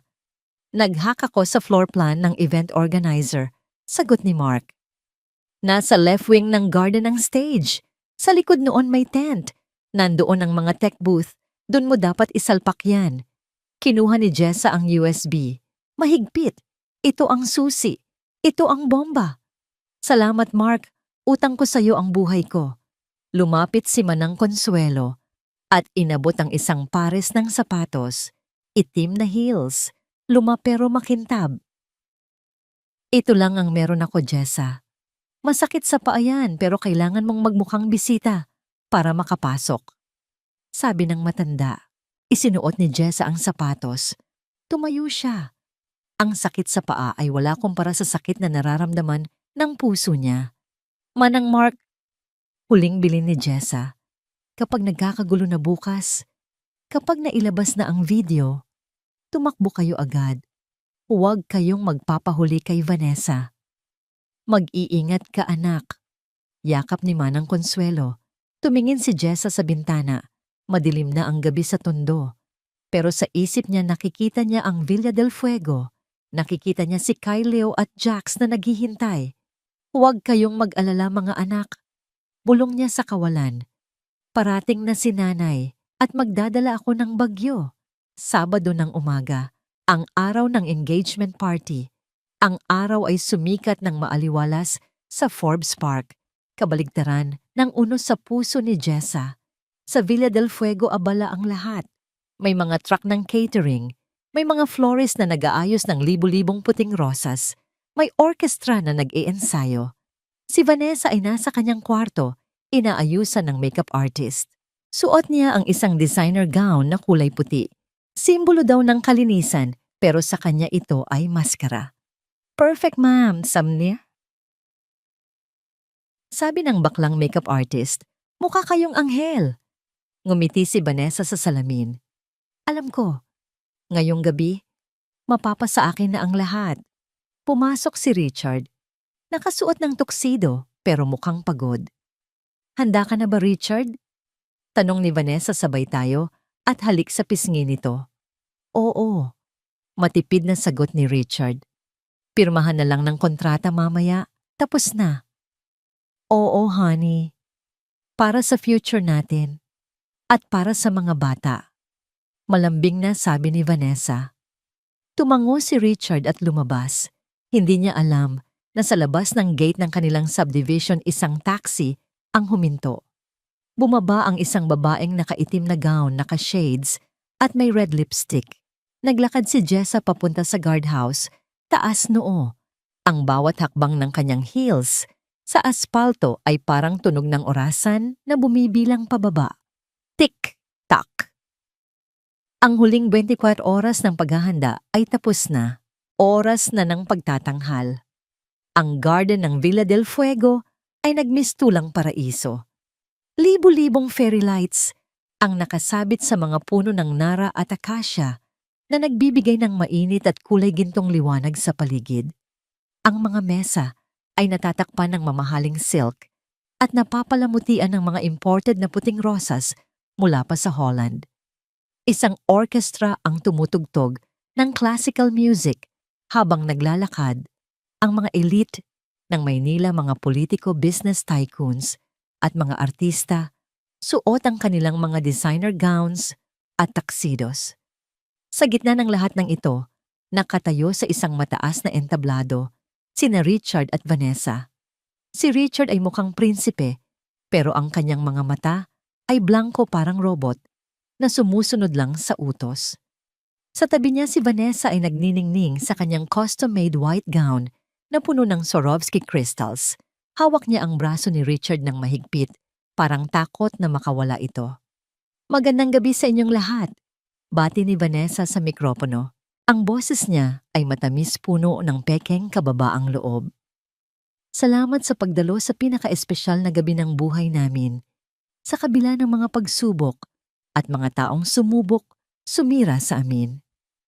Napatunayan namin na ang pag-ibig ang nagwawagi. Palakpakan ang mga bisita. Sa likod ng hardin sa anino ng malaking tent, kung saan nakapwesto ang tech booth o ang control area ng lights and sounds, may isang anino na gumagalaw. Si Jessa, nakaitim. Ang kanyang velvet gown ay humahawi sa hangin habang naglalakad siya ng mabilis, pero tahimik. Ang kanyang maikling buhok at pulang labi ay nagbibigay sa kanya ng aurang nakakatakot. Hindi siya mukhang yaya. Mukha siyang isang assassin. Nilapitan niya ang tech booth. Dalawang lalaki ang abala sa pag-operate ng laptops at soundboard. "Excuse me?" sabi ni Jessa.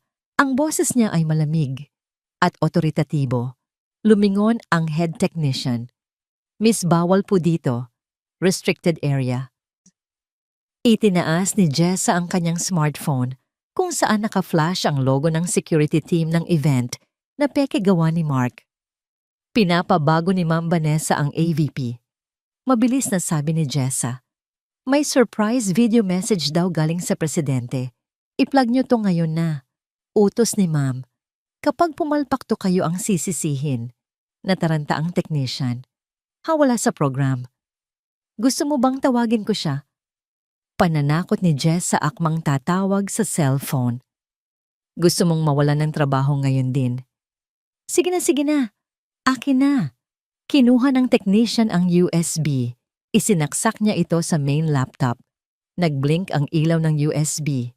Red, green. Nakita ni Jessa sa screen ng laptop ang paglabas ng isang command prompt. Ang script ni Mark.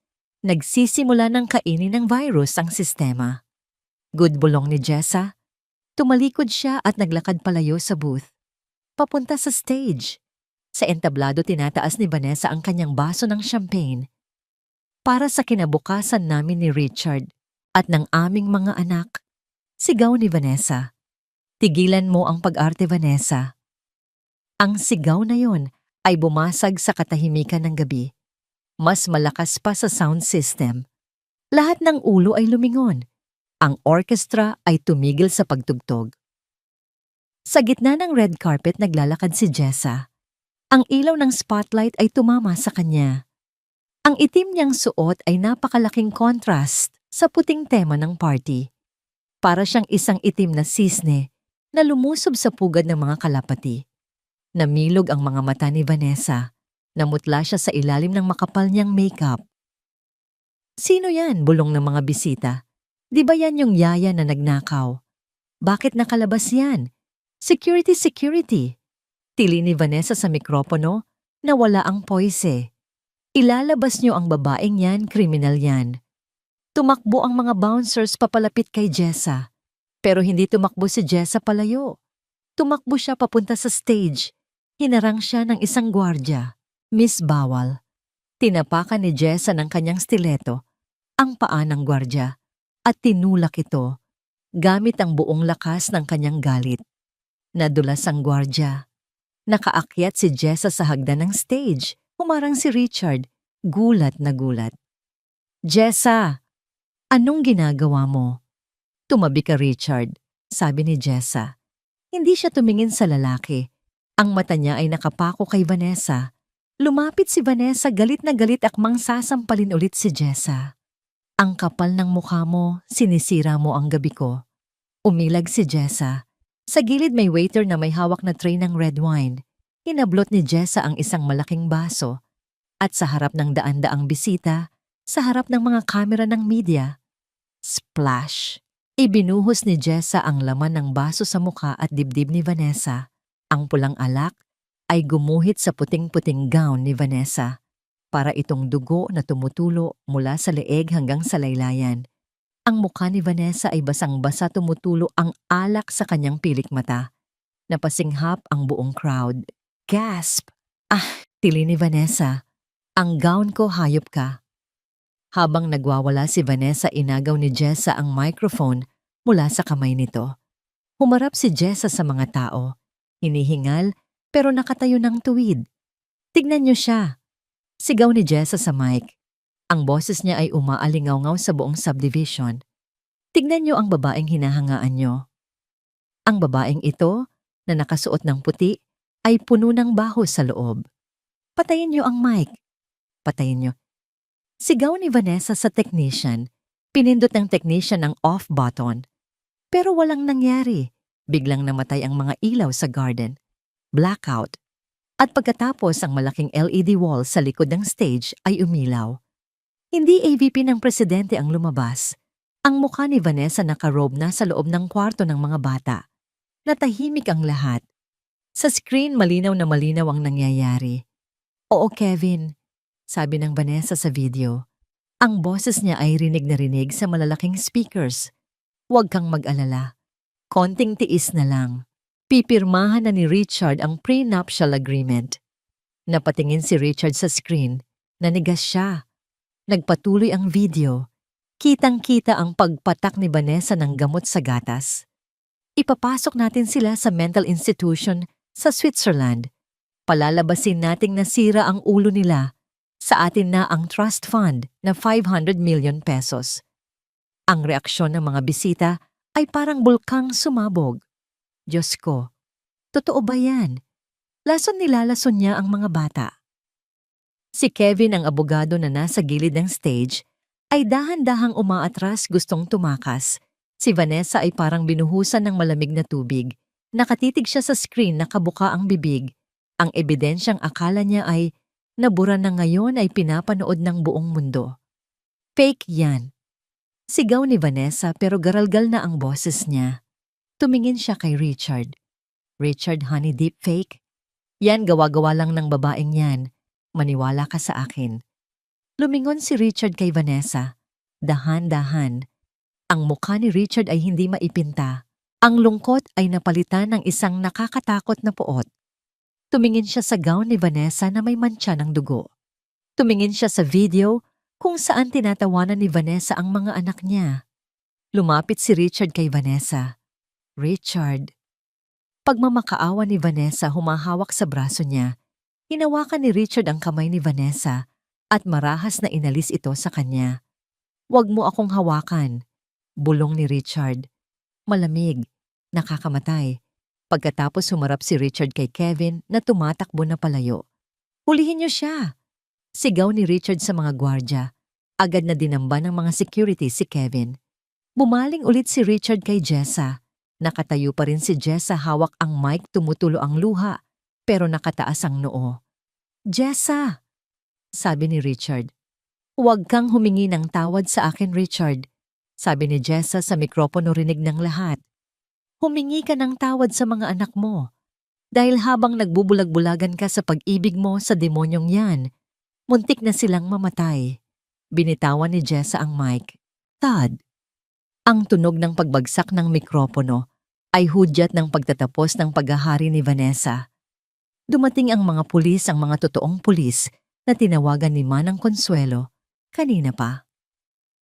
Miss Vanessa, Attorney Kevin, arestado kayo para sa child abuse, frustrated murder at conspiracy. Sabi ng hepe ng pulisya habang pinoposasan si Vanessa na nagwawala at sumisigaw. Hindi niyo ako pwedeng hulihin. Alam niyo ba kung sino ako? Richard, tulungan mo ako. Sigaw ni Vanessa habang kinakaladkad siya pababa. Ng stage, ang kanyang puting gown ay puno ng putik at alak. Tinignan lang siya ni Richard hanggang sa maipasok siya sa police mobile. Nang mawala na ang ingay ng sirena, naiwan ang katahimikan sa garden. Ang mga bisita ay shocked. Nakatayo si Jessa sa gitna ng stage mag-isa. Pagod na pagod. Ubos na ang lakas. Unti-unting lumapit si Richard sa kanya. Lumuhod ang bilyonaryo sa harap ng yaya.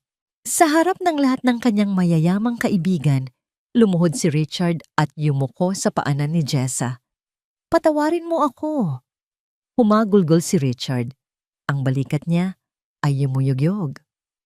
Patawarin mo ako sa ginawa ko sa'yo at sa nanay mo. Tiningnan siya ni Jessa. Gusto niyang magalit. Gusto niyang sumbatan ito. Pero nang makita niya ang pagsisisi ng lalaki, naalala niya ang mga bata. Sina Kyleo at Jax. Ligtas na sila. Huminga ng malalim si Jessa at tumingala sa langit. Ang mga bituin ay kasing liwanag ng mga ilaw sa garden. Ma, bulong niya sa isip. Tapos na, nanalo na tayo. 6 na buwan ang nakalipas. Kung titingnan mo ang Villa del Fuego ngayon, hindi mo aakalaing naging saksi ito sa isang malagim na krimen. Wala na ang mabigat at malamig na aura ng mansyon. Ang matataas na pader na dati parang rehas ng bilangguan ay napapalibutan na ngayon ng mga namumulaklak na bougainvillea. Bukas ang mga bintana. Pumapasok ang hangin at sikat ng araw. At higit sa lahat naririnig na ang tunog ng buhay. Sa sala kung saan dati ay bawal magkalat, nagkalat ngayon ang mga Lego blocks at coloring books. Nakaupo sa sahig si Richard. Wala na ang kanyang stiff na suit. Nakasuot siya ng simpleng t-shirt at shorts. Pawisan siya, gulo-gulo ang buhok at tumatawa habang dinadagan siya ni na Kyleo at Jack. Attack, Daddy, attack! Sigaw ni Kai na ngayon ay may laman na ang pisngi at hindi na maputla. Tulong tinatalo ako ng mga monster arte ni Richard habang kinikiliti ang mga bata. Sa gilid nakaupo si Jessa sa sofa. Hawak niya ang isang tasa ng kape, pinapanood ang mag-aama na naglalaro. Napangiti si Jessa. Malayo na ito sa Richard na nakilala niya noon, ang lasenggo, ang bulag, ang malungkot. Ang Richard ngayon ay isang ama na bumabawi sa bawat segundong nasayang. Pagkatapos ng engagement party, gumuho ang mundo ni Vanessa. Naging laman siya ng balita sa loob ng ilang linggo. Ang kasong frustrated murder at child abuse ay walang piyansa. Nakakulong na ngayon si Vanessa sa Women's Correctional kasama ang mga ordinaryong kriminal na dati ay pandidirihan niya. Si Attorney Kevin naman ay natanggalan ng lisensya at nakakulong din. Ubos na ang yaman ni Vanessa dahil sa mga demanda at pagbawi ng mga sponsors. Ang reyna ay naging bilanggo at ang daga na kanyang inapi siya ngayon ang ilaw ng tahanan. Jessa, tawag ni Richard habang hinihingal kakalaro. Okay na ba yung niluto ni Manang Consuelo gutom na ang mga tigers? Opo, sir. Handa na ang tanghalian. Sagot ni Jessa tumatayo para ayusin ang mga laruan. Huminto si Richard. Tumingin siya kay Jessa nang seryoso. Jessa, ulit ni Richard. Ilang beses ko bang sasabihin sa'yo, huwag mo na akong tawaging sir at hindi ka na empleyado dito. Napayuko si Jessa, nahihihiya pa rin minsan. Pagkatapos ng gulo, gusto sanang umalis ni Jessa. Pakiramdam niya ay tapos na ang misyon niya. Pero lumuhod ulit si Richard, hindi sa harap ng media, kundi sa loob ng kwarto ng mga bata. Nagmakaawa itong wag siyang umalis. Hindi bilang yaya, kundi bilang partner, bilang co-parent. Binigyan ni Richard si Jessa ng share sa kumpanya bilang kabayaran sa nangyari sa nanay nito. Inayos niya ang libingan ni Nanay Elena at pinalipat sa isang magandang memorial park. Si Manang Consuelo ay naging head of staff na may mataas na sweldo at si Mark ay pinag-aral ni Richard ng cybersecurity sa kolehiyo. Sorry. Richard, sabi ni Jessa, naninibago pa rin sa pagtawag sa pangalan nito. Lumapit si Richard sa kanya. Hinawakan nito ang kamay niya. Ang mga palad ni Richard ay mainit magaspang at totoo. Salamat, bulong ni Richard. Dahil sa'yo buo kami ulit. Dahil sa'yo buhay ang mga anak ko. Ginawa ko lang ang tama, sagot ni Jessa. Higit pa sa tama ang ginawa mo, Jessa, sabi ni Richard. Tinitigan siya nito sa mata. Binigyan mo kami ng pagmamahal na hindi ko akalaing mararamdaman pa namin. Biglang tumakbo si Jax, ang pinakamaliit, at yumakap sa binti ni Jessa. Kain na, gutom na si Jax, sabi ng bata. Binuhat ni Jessa si Jax. Hinalikan niya ito sa pisngi. Opo, bossing. Tara na sa garden. Ang tanghalian ay sa hardin, sa mismong lugar kung saan ibinunyag ni Jessa ang katotohanan. Dati lugar ito ng kahihiyan at eskandalo. Ngayon lugar na ito ng piknik. May nakalatag na banig. May inihaw na limpo, sinigang at leche flan, mga pagkaing Pilipino, na gustong-gusto ng mga bata. Malayo sa caviar at steak na pinipilit ni Vanessa noon. Habang kumakain sila, napansin ni Jessa na nakatingin si Richard sa bakanting silya sa dulo ng mesa.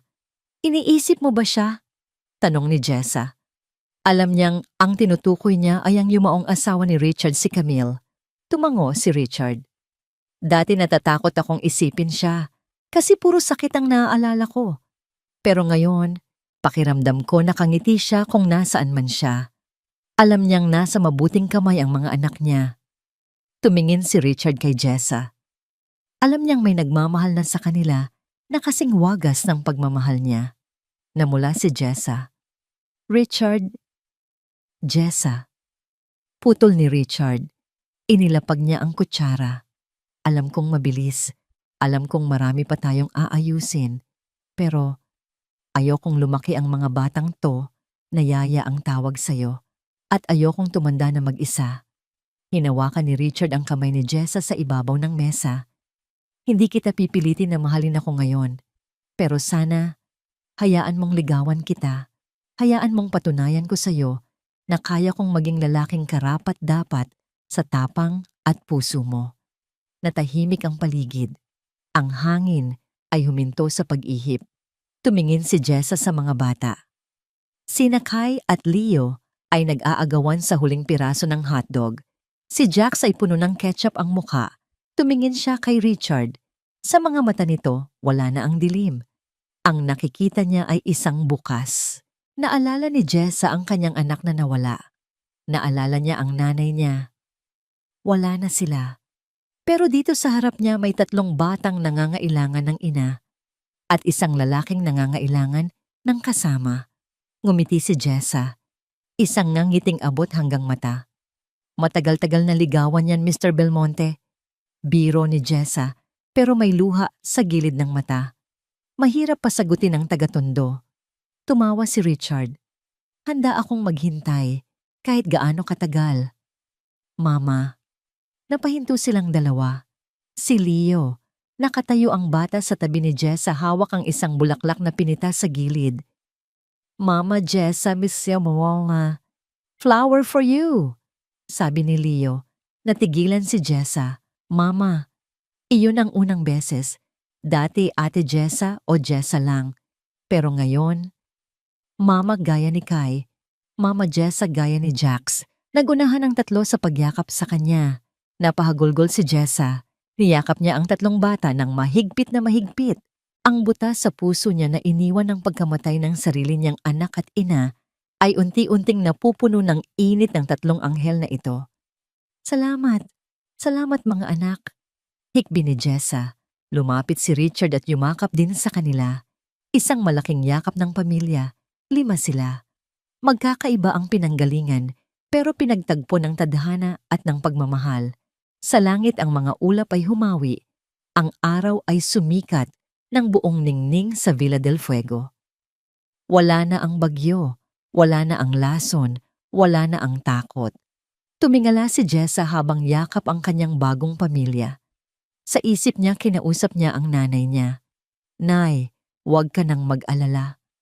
Okay na ako. Hindi man ako nakapagligtas ng buhay sa ospital. Nailigtas ko naman ang pamilyang ito at iniligtas din nila ako. Sa huli hindi dugo ang nagdidikta ng pamilya, kundi kung sino ang handang tumawid sa bagyo, humarap sa demonyo at mag-alay ng buhay para sa isa't isa.